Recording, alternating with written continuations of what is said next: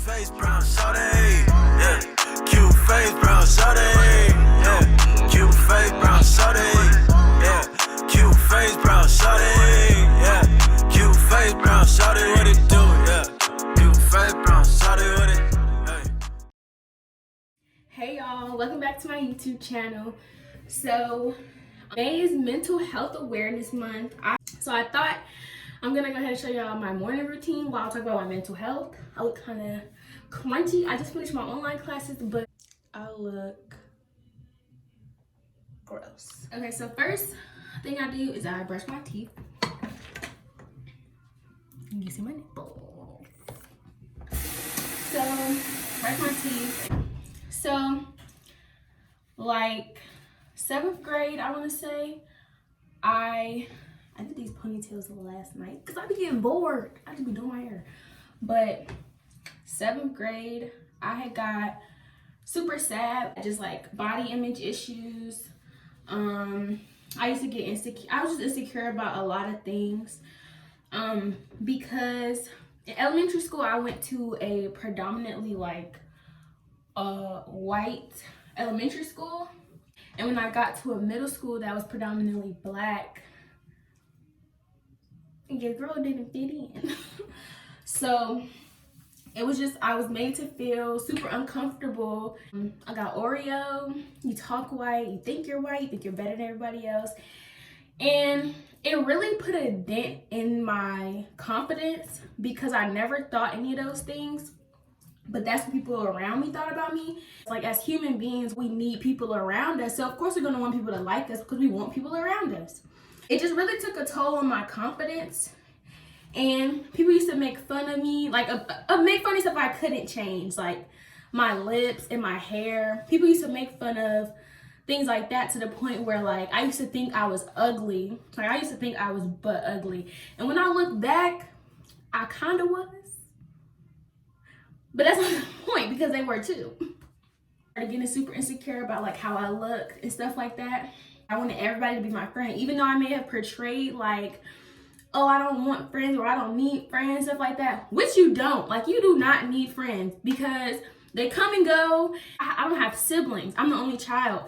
So you would think that I was used to being by myself, but I wanted friends so bad. You don't need them. But my freshman year, I went to Raleigh Charter High School and I did not want to go there. I wanted to go to a regular public high school, but no, I went to Raleigh Charter. I got like super duper depressed because I felt like my friends were gonna be making new friends and it was harder for me to make new friends at the school that I was at, only because it was so many white people. Because I spent like so many years molding myself to be around these specific type of people. And now that I wasn't around those type of people anymore, I was like, I have to like start all over and I have to change who I am again instead of just being comfortable with who I am. And so I wash my face with the Cetaphil Gentle Cleanser. 9th grade, I was just super sad for reasons that I really could not explain. Like, I would be really down in the dumps. Like, there was times where I didn't want to be on earth. I just really was just super sad. And what was making it worse was the fact that I wasn't coping with it in a healthy way. I would just sit in my room, or I would act like everything was okay the whole day. And then that night, I would just cry myself to sleep. There were so many nights where I just cried and cried and cried, and I regretted it in the morning because I woke up looking like a blowfish. Abby Lee Miller said, "Save the tears for your pillow, baby." Track season was different because I had an outlet for like all the stress that I carry with me. Like, having that outlet is probably like one of the best things ever, and not putting all that stress into something negative, because I know like I can feel sad and it'll communicate to other people as like anger or that I'm mad or something like that. But in reality, I'm just like sad and I'm going through it. And it's easy to do that. Like, that's so easy. It's really easy to just be sad and be angry at the world and not want to do anything, because like everyone wants the easy way out. Like, no one wants to get up and have to work for their happiness, but like a lot of us have to do that. Like, you have to try for yourself mostly. I want to say like there was so many times where I wanted to be happy for people around me, you know, and I didn't want to be a Debbie Downer, and that happiness will always make me more stressed. Like, I feel like if you really want to be happy, you have to want it for yourself. Like, you can't want to be happy for your parents. So because your parents are like, oh, I don't want you to be depressed, or I don't want you to be this. You can't want to be happy for your siblings because your siblings are like, I don't like seeing you sad. Like, you can't want to be happy for your significant other. Once everything falls out, you're going to be like, I worked so hard to be happy for this person, and they're not even here anymore. But when you're being happy for yourself, it's like you're gonna appreciate it so much more, because you're not gonna need anyone else. You're not gonna need a boyfriend or a girlfriend. You're not gonna need a best friend or a friend or none of that, because you're gonna always know that if nobody else can make me happy, I can make me happy. And I spent so many years letting other people control my happiness. And that's when I realized, like, this is why I'm so like sad and I'm so anxious and so stressed out, because I'm working so hard to make sure everyone around me is happy when no one around me is making sure that I'm good. Nobody around me is checking up on me. And you know, and it's not any like ill will to the people who were in my life who weren't there. But like at the same time, it's my fault for allowing that to take such a like hold on me. So after I wash my face, I rinse my mouth with this TheraBreath. This is the best mouthwash in the world. Like, best mouthwash in the world. If you have braces, best mouthwash in the world. Even if you don't have braces, I'm telling you, this is some good mouthwash. I love this mouthwash. But the next thing I want to talk about is probably just depression and stuff manifesting as like natural, just being a teenager. I want to say no, because I think it's so easy for people to say that they're depressed or they have anxiety, or you know, because there's so much glorification of mental health in the media. But it's not normal to feel like that. Stress, yes, it's normal, because there's good stress and there's bad stress, you know? There's distress and there's eustress. Eustress is the good stress, you know, like the stress that makes you want to work hard, like okay, I'm going to work hard to do this. But distress is if something is stressing you out to the point where you don't want to do anything. That is not normal. That's not normal at all. If something stresses you out and it makes you want to do so good, that's normal. That type of stress is so normal. But I think being able to distinguish what's stressing you out and why it's stressing you out that much is really what's going to help you. So after I wash my face and let it dry, I put this clindamycin lotion on that I got from my dermatologist. You gotta do that. Yeah, I will without taking it out. So, before I do this, usually I put on some sunscreen, but ain't no sun out today. I don't remember what I was talking about. I want to talk about a little bit of my body image issues and how my mother kind of contributed to them.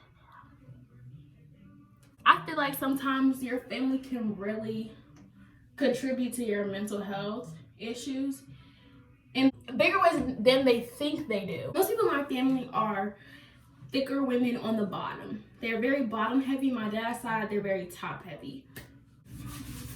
Your girl got neither. I I got thighs. My thighs came with legs. That's about it. I feel like growing up and hearing, oh, you need to work out, or you look like you're gaining weight, although it may seem innocent, when you hear it enough, it's just kind of like, whatever, I don't really care at this point.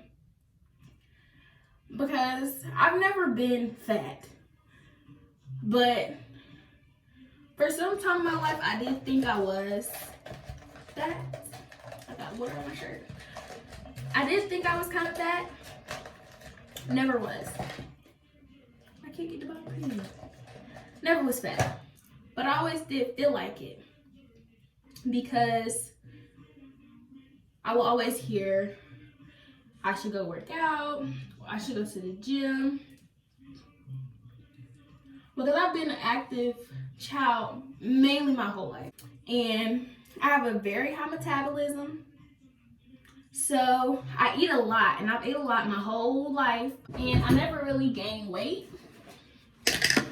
And I know as you get older, when your metabolism slows down, you can't really do that. By the way, I'm using Rose Nature products for my edges, my hair. I actually didn't use any water-based gel. I used just this. And baby, you see this? You see that? Yeah.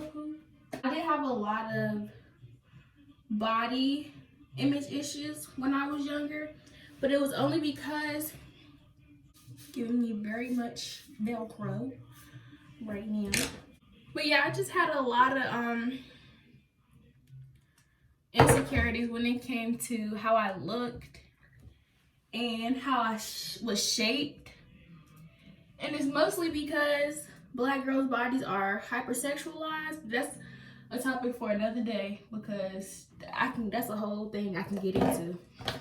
But because a lot of other kids my age were more developed than I was, and so I was like, when you're younger, I'm like, dang, like I don't got the body of a woman. I want the body of a woman, but I had it. I had the body of a 12-year-old boy for like 15 years of my life. Really 17, because we're not gonna get inside. I definitely struggled with being comfortable in my own skin,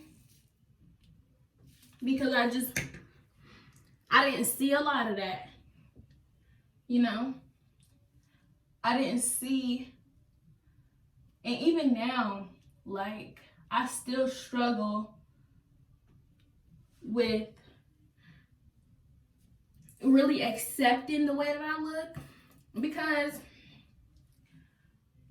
the people that you see glorified don't look like me. They don't look like me. They don't have body types like me. When you grow up and that's all you see, you like, okay, like that's what I'm supposed to look like to be beautiful. I feel like my main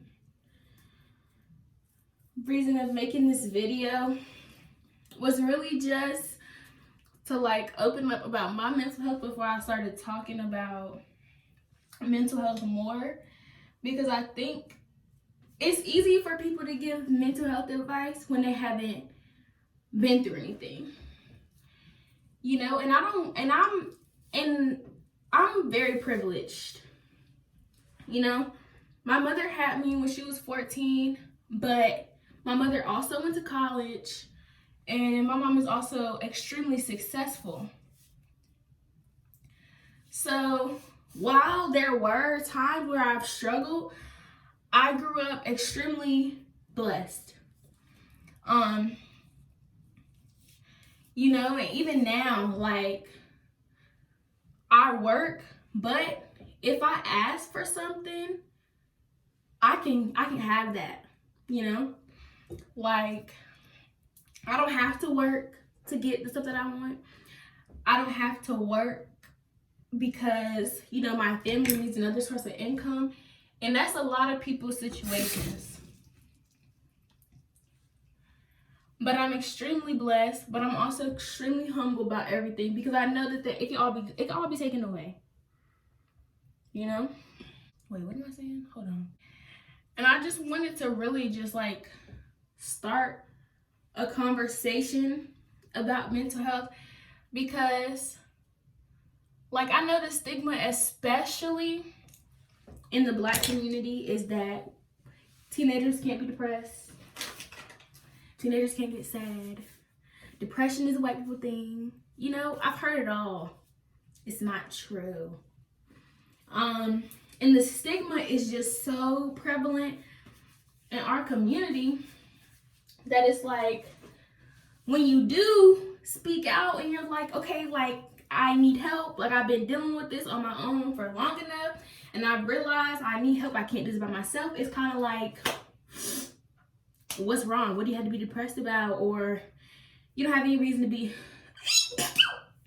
Corona. It's like you don't have any reason to be depressed, or you don't have any reason to be sad because you have this and you get this, and you know, you have a roof over your head, you got lights, you got clothes on your back, you got food, you can, you know, and it's like you can have all of that. You can have all of that and you can still be unhappy, and I feel like that's okay. Don't be ashamed that you're not happy, because what took me so long to really even start having a conversation about my mental health was that I just felt like I was being so selfish.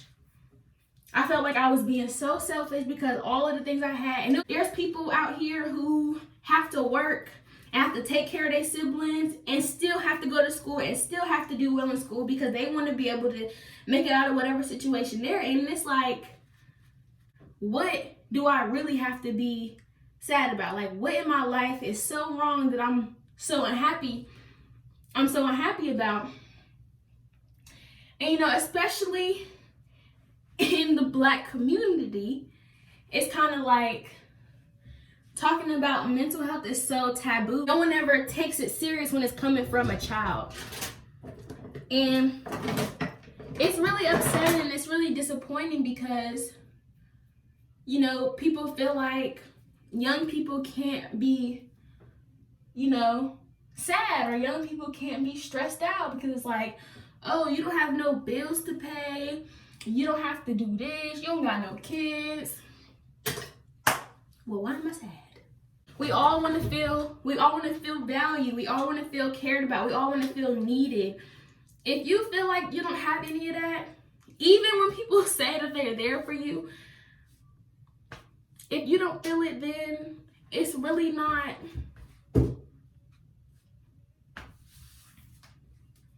Yeah, that's how I feel. Okay, we're gonna go find an outfit. So I'm gonna take some pictures today. As much as it is a stigma, I want people to really understand that not being okay is fine. And start talking about your mental health. If you had the flu, you would tell your friend that you had the flu, right? Girl, I've been sick. I've been in the house for 3 days, throwing up and doing this and doing that. But if you're depressed and you're having suicidal thoughts, you won't tell your friends. The best thing to do is talk about it. Reach out to somebody you trust first. And if that doesn't go well, I cannot stress the importance of therapy. Normalize therapy. It is okay. It is okay to need help. It's okay to need help. Like, therapy is there. I say go to therapy because I need therapy. But at the same time, I understand that it can be kind of hard to really, like, you know, talk about something like that, especially when you don't understand it yourself. But you have to. It'll be a burden on you forever if you don't. If you don't, it's going to be a burden on you forever. I swear. I'm trying to find me an outfit.